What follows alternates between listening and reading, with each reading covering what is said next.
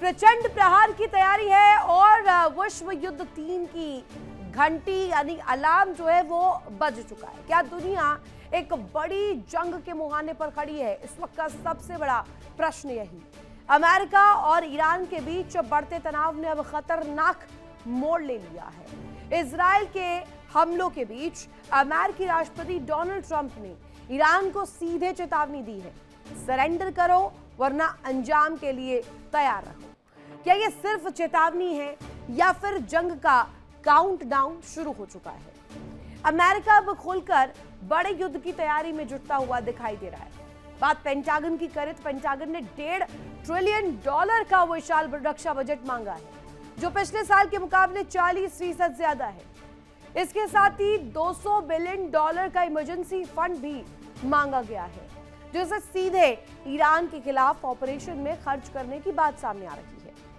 Trump की शक्ति के जरिए शांति वाली नीति अब और आक्रामक हो गई है। सबसे बड़ा और चौंकाने वाला संकेत ये कि ऑटोमोबाइल कंपनियों तक हथियार बनाने की अपील की गई है, यानी कार बनाने वाली फैक्ट्री अब टैंक, मिसाइल और सैन्य उपकरण बनाने के लिए तैयार किए जा रहे हैं। और इतिहास गवाह है, जब जब इंडस्ट्री को इस तरह मोड़ा गया, दुनिया ने युद्ध देखा है।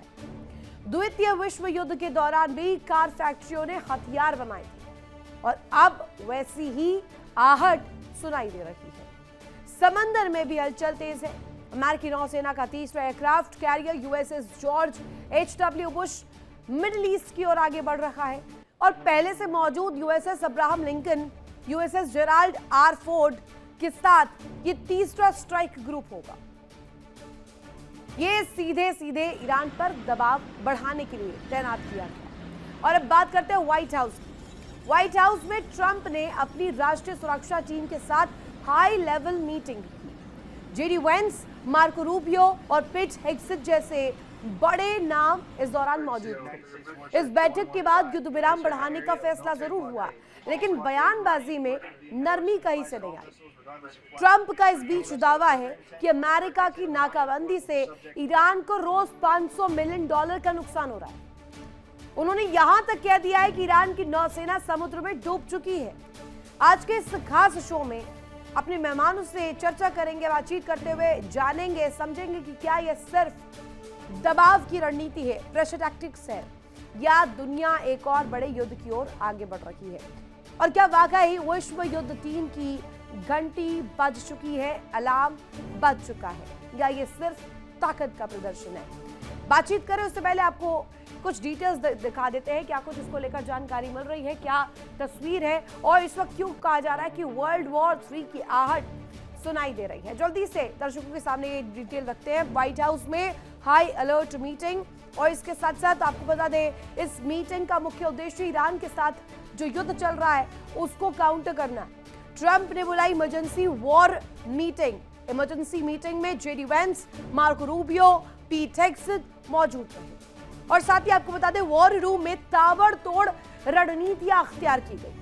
किस रणनीति, किस पॉलिसी के तहत आगे ईरान के युद्ध में बढ़ा जाए। बात सीज फायर की करें तो सीज फायर अनिश्चित काल तक बढ़ गया है। आप समझिए, लिमिट सेट करने को लेकर जानकारी मिल रही है कि सीज फायर के लिमिटेशंस पर चर्चा हुई। होर्मुज में अमेरिकी 5वां बेड़ा घिर चुका है और इसके साथ साथ आपको बता दें, वर्ल्ड वॉर 3 इसलिए हम कह रहे हैं कि इसकी आहट सुनाई दे रही क्योंकि खाड़ी क्षेत्र में सैन्य तनाव बढ़ता जा रहा है। Back to back military operations, back to back counter attacks, Hormuz पर सांस से अटकना इस बात का संकेत। ईरान के बंदरगाहों की नाकाबंदी अमेरिका ने कर दी है। साथ ही आपको बता दें, बंदर अब्बास, चाबहार, बुशर पर दबाव बनाया जा रहा है। साथ ही इसके अलावा वर्ल्ड वॉर 3 को संकेत देने वाला ये जो बड़ा कदम, ग्लोबल तस्वीर जो है हर पल बदलने को लेकर जो सामने आ रही है, इसकी वजह से कहा जा रहा है कि पूरा वर्ल्ड ऑर्डर लगातार बदल रहा है और यही महाशक्तियों के जुटान का सबसे बड़ा कारण है। और ये तस्वीर बहुत इंपॉर्टेंट होती है, लेकिन एक और डिटेल आपके सामने अब रख देते हैं। ईरान जंग में अभी तक के 5 सबसे बड़े अपडेट्स क्या है? ट्रंप की सीधी धमकी, पीस डील नहीं तो एक्शन तय, सेना पूरी तरीके से तैयार है, यानी कि अमेरिका इन एक्शन नजर आ रहा है। स्ट्रेट ऑफ हॉर्मूज खोलने के लिए यूके फ्रांस की पहल देखने को मिली। ब्रिटेन और फ्रांस दोनों ही इस एस्पेक्ट पर बात करते हुए नजर आए। 30 देशों की आज लंदन में बड़ी बैठक भी होने वाली है और यहां इस सिटी में बातचीत जब होगी तो मुद्दे रखे जाएंगे ईरान युद्ध को लेकर। जेडी वेंस की पाकिस्तान यात्रा टाल दी गई है, यानी कि अब ये यात्रा नहीं होगी, पोस्टपोन कर दी गई है। आगे कब होगी, किस दिन होगी, कहां होगी, ये तमाम चीजों पर अभी कुछ क्लियर नहीं है। ईरान ने बातचीत के लिए पाकिस्तान रूट ठुकरा दिया है। ईरान को विश्वास नहीं हो रहा है। तेहरान इस वक्त खुद इस पक्ष में है कि पाकिस्तान पर कितना विश्वास किया जाए, ट्रस्ट बिल्डिंग की जाए, वो तय नहीं है। और एक ट्रांसपेरेंसी को लेकर जो तस्वीर बताई जाती है, पारदर्शी इस अप्रोच को नहीं बता रहा है। अमेरिका और ईरान के बीच सीजफायर कमजोर बना हुआ इस वक्त बताया जा रहा है। आगे संघर्ष बढ़ा होना तय माना जा रहा है, क्योंकि हूती विद्रोही कह रहे हैं कि हम लगातार तस्वीर इसी तरीके से दिखाएंगे अगर इजराइल जो कोशिश कर रहा है वो खतरनाक खेल है। इमानुएल मैक्रो की बात करते हैं, जहां हॉर्मूज में नाकाबंदी को अमेरिका की बड़ी गलती बताया। कहा कि पहले से ही हॉर्मूज को लेकर तस्वीर जो थी बहुत चिंताजनक थी। अब अमेरिका ने जो ये पहल की है नाकेबंदी कर, ये और ज्यादा क्रूशल और डिफिकल्ट फेज है। फारिस की खाड़ी में तनाव और ज्यादा बढ़ गया है। साथ ही आपको बता दें कि फ्रांस की कड़ी टिप्पणी जो सामने आई है, जिसमें इमानुएल मैक्रो के द्वारा जो पक्ष रखा गया, जिसमें स्पष्ट रूप में कहा गया कि फारिस की खाड़ी में प्रेशर बिल्डिंग और ज्यादा बढ़ गई है। प्रेशर स्टेट ऑफ हॉर्मुज को लेकर के हो या गल्फ को लेकर हो, पर्शिया को लेकर के हो, ये तमाम तस्वीर जो है वो बनती हुई नजर आ रही है। डिटेल्स आपके सामने रखेंगे और ये 5 बड़े अपडेट्स हमने आपको दिखाए। अपने मेहमानों से तारुफ करवा दूं, हमारे साथ खास मेहमान लगातार बने हुए group captain doctor VN Jha sir retired हमारे साथ कनेक्ट है, commander doctor Bhushan Diwan sir हमारे साथ कनेक्ट है, साथ ही कैप्टन आय सिंह हमारे साथ कनेक्ट है। तीनों का ही मैं स्वागत करना चाहूँगी तहे दिल से। पहला सवाल भूषण सर आप ही से, अगर मैं इस वक्त देखूँ दादागिरी का दी एंड आपको लग रहा है क्या हो गया है? क्योंकि ना स्ट्रेट ऑफ हॉर्मुज पर दाल गल रही है ट्रंप की, ना अभी वार्ता को सफल करवा पाए। वार्ता को लेकर के जो तस्वीर बनी हुई वो तो आप देख ही रहे हैं, सीजफायर को लेकर के जो तस्वीर बन रही है वो तो आप देख ही रहे हैं। डील डिले हो रहा है, इसके पीछे बड़ी वजह क्या है? रितु जी, ट्रम्प साहब को मालूम पड़ गया है कि ईरान जो है बिल्कुल सीज फायर करने के मूड में नहीं है। बार बार ट्रम्प कह रहे थे डील करो, गोली से उड़ा दूंगा, नहीं मानोगे, जो भी कहानियां हैं। इस माहौल में तो कोई भी सामने नहीं आएगा डील करने। और ईरान भी समझ गया है कि ये ट्रम्प जो है खाली टाइम बाई कर रहा है। आपने भी रिपोर्ट में बताया रितु जी कि उनका एक और एयरक्राफ्ट कैरियर भी वहां पहुंच चुका है। तो कई दिनों से आ रहा था, Cape of Good Hope Africa के साउथ से आ रहा था, पहुंचा है अभी वो। सवाल ये है कि टाइम बाइंग का काम है, जो पहले 11 अप्रैल के पहले में हमारी आपके चैनल पे बात हुई कि ये दोनों साइड ने एक किस्म से रिचार्ज करने का ब्रेक लिया है। रिचार्ज माने दोबारा तैयारी। सांस सांस फूला हुआ था, सांस पकड़ा है, दोबारा दोबारा तैयारी के लिए वो उतरेंगे। तो ये, और दूसरी बात ये है कि मैं आपसे कल परसों 2 दिन से कह रहा हूं, शायद आपको याद होगा, आपके चैनल पे कहा है मैंने कि ये मुझे लगता है कि ये सीज फायर तोड़ने का जो टूट रहा है, नहीं हो रहा है, इसका ठीकरा शायद या तो अमेरिका या ईरान पाकिस्तान के सिर पे फोड़ दे। तो ईरान कह ही रहा है कि हम जो है। सर एक बड़ी खबर आ गई है उसी को लेकर, बड़ी जानकारी इस वक्त आ रही है। ईरानी मीडिया में पाकिस्तान की कड़ी आलोचना हो रही है। वही आपने बोला था, तो वही मैं कह रहा हूं कि खैर वो ईरान का तो खाली नैरेटिव वाली बात नहीं है। ईरान को तो मतलब फीलिंग है कि सही डीलिंग नहीं कर रहा है पाकिस्तान, क्योंकि वो तो झुका हुआ है अमेरिका की डॉलर के सामने। खैर, पर जो आपने एक और अच्छी न्यूज बताई है कि जो नेटो की, वेस्ट यूरोप की कुछ कंट्रीज मिलके आज फिर से जूम मीटिंग कर रही हैं, पहले भी हुई थी, तो उसके चलते मुझे होप है कुछ हो जाए। क्योंकि एक बात, मामला सीज फायर का जो है, वार्ता का जो है, पेचीदा हो गया है। क्यों?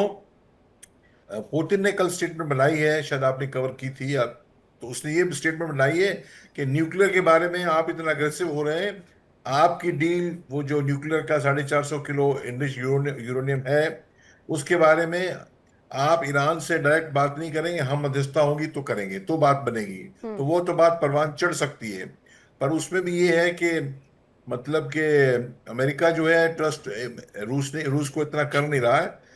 मुझे पता लगा है कि अंदर खाने ओमान जो है वो काम कर रहा है। ओमान वही जो ओमान पहले से कर रहा था। ओमान एक न्यूट्रल देश है, एक पॉजिटिव देश है, वो कर रहा है, तैयारी कर रहा है। पर फिर भी अगर नेट कुछ एक मल्टीनेशनल, कोई 7-5 दिन सर, ये पहले ट्रस्ट न्यूज आई थी। बिल्डिंग ही तो सारा खेल कर रहा है। अब पुतिन, जैसा कि आपने यहाँ पे पॉइंट आउट किया, ऐसा तो नहीं है इस आग में और ज्यादा घी डाल रहे हैं पुतिन। इस पर जरा अपनी प्रतिक्रिया दीजिएगा। एक बड़ी खबर, उसके बाद वापस आप ही के पास लौट रही हूँ माफी के साथ। एक बड़ी खबर ये कि ईरानी मीडिया में पाकिस्तान की कड़ी आलोचना करनी शुरू कर दी। वही खबर जो भूषण सर बता रहे थे, पाकिस्तान सेना प्रमुख पर ईरान का बड़ा आरोप है। आसिम मुनीर पर मध्यस्थता झुकी हुई होने का आरोप लगाया गया। मुनीर ने ईरान का ड्राफ्ट प्रस्ताव अमेरिका तक पहुंचाया, पाकिस्तान पर डबल गेम खेलने का आरोप लगाया। ईरान के 10 पॉइंट फ्रेमवर्क जो है वो नजरअंदाज किए गए। इस्लामाबाद पर 16 नए यूएस समर्थित मांग थोपने का आरोप। और इस वक्त ये तस्वीरें आपको दिखा रहे हैं, जो ईरानी मीडिया खबरें कवर कर रही है उसके माध्यम से ये जानकारी मिल रही है कि फिलहाल डबल गेम पाकिस्तान खेलता हुआ नजर आया।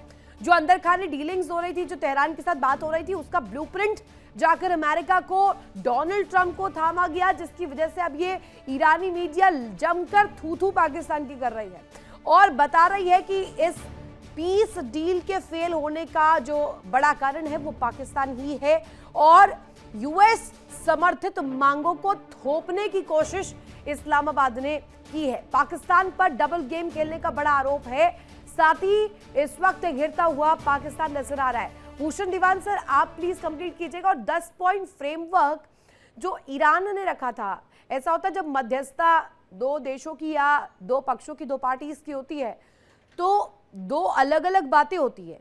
लेकिन इस बीच अगर मैं सवाल करूं आपसे, आपकी डीलिंग हमारे साथ क्या हो रही है, दूसरे दुश्मन देश के साथ क्या हो रही है, इसका पूरा पूरा कच्चा चिट्ठा थोड़ी आप दे देंगे, या अमेरिका हो या कोई भी महाशक्ति हो। तेहरान कह रहा है कि आपकी हमारे साथ जो बातचीत हो रही थी उसका ब्लूप्रिंट उठाकर आपने अमेरिका को दे दिया।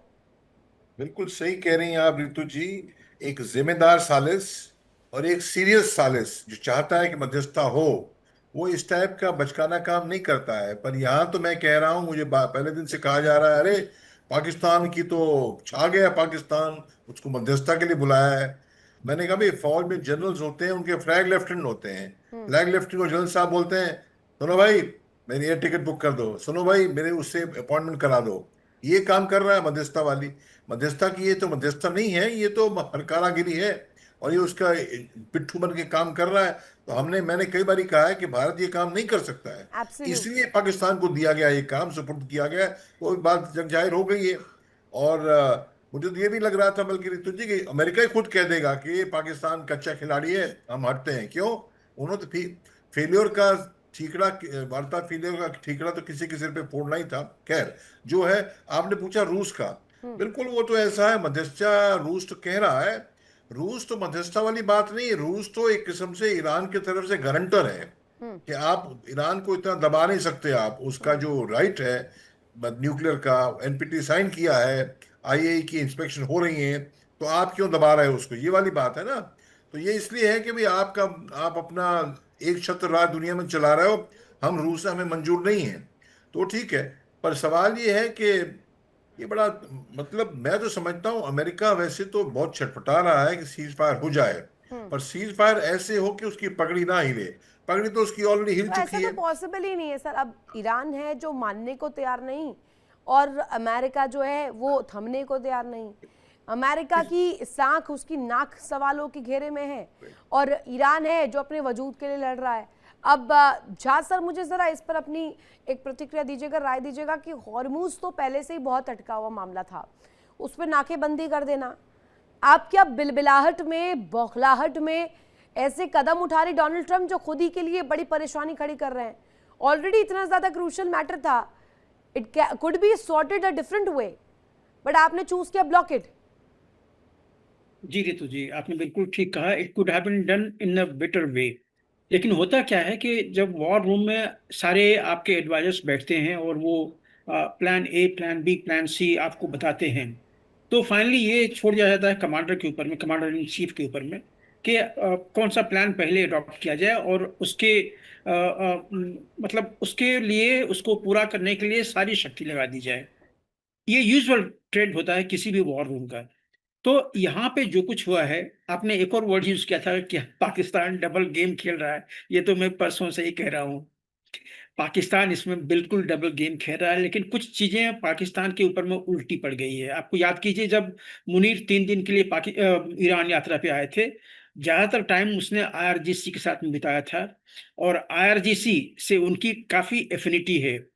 ऐसा समझा जाता है, कई कई मिलिट्री एक्सपर्ट जो हैं वो जाहिर कर चुके हैं। ऐसा समझा जाता है कि मुनीर ने आईआरजीसी को कहा था कि मैं अपना इन्फ्लुएंस यूएस पे के ऊपर मैं लगाऊंगा, क्योंकि यूएस के साथ मैंने वो रेयर अर्थ मिनरल्स के डील जो है बलूचिस्तान के वो साइन की है। उसके हवाले से मैं यूएस के ऊपर मैं प्रेशर बढ़ाऊंगा कि आपकी जितने मांगे हैं उसमें से ज़्यादातर मांग ली जाए, लेकिन अगर आप इस वार्ता में पहला दिन अगर डिनाई करते हैं कि हम इस वार्ता में नहीं जाएंगे और इसको मेंटेन रखते हैं, तो अंत तक जब तक वो वाइस प्रेसिडेंट यहाँ पे आएंगे तब तक कोई न कोई एक रास्ता निकल जाएगा। ये गेम जो उन्होंने खेला था शायद ये उल्टा पड़ गया है, क्योंकि अमेरिका ने ये सुनिश्चित करने की कोशिश की जेडी वैंस को डिस्पैच करने से पहले कि क्या ईरान आ रहा है या नहीं आ रहा है, हमें कंफर्मेशन दो। जब कंफर्मेशन गया नहीं आ रहा है तो जेडी वैंस का पहले 20th का ट्रिप जो था वो if you can hear me, मेरा सवाल आपसे ये है कि इस सिनारियो में फिर तो ये प्रतीत होता है कि America is wanting attention then. देखिए, अमेरिका टेंशन मांगता है, वो उसकी जरूरत नहीं है। मतलब ये तो ले दे के वही चीज शुरू की है अमेरिका ने जब अटैक शुरू किया था ईरान के ऊपर में।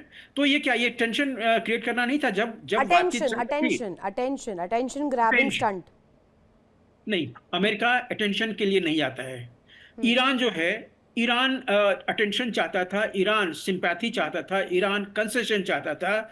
और ये इसमें कोई दो राय नहीं कि ईरान की जो आर्म फोर्सेस है ग्राउंड पे वो काफी तहस-नहस स्टेट में है अभी भी, क्योंकि उनका एयर डिफेंस जो है, एयर फोर्स जो है खत्म हो चुका है। और जिस देश का एयर डिफेंस खत्म हो गया हो, हम लोग कहते हैं कि उसका अंडरबेली एक्सपोज्ड है, आप हिट कीजिए। तो उसी स्टेट में आज के दिन में ईरान खड़ा हुआ है। तो ईरान जो है वो बुरे हालत में है, लेकिन फिर भी उन्होंने अपनी आन नहीं छोड़ी है। 2-3 चीजें उन्होंने बिल्कुल साफ कर दी है कि ये जो आप चाहते हैं कि मैं घुटने पे आके आपसे गिड़गिड़ाऊं, ये नहीं हो सकता है।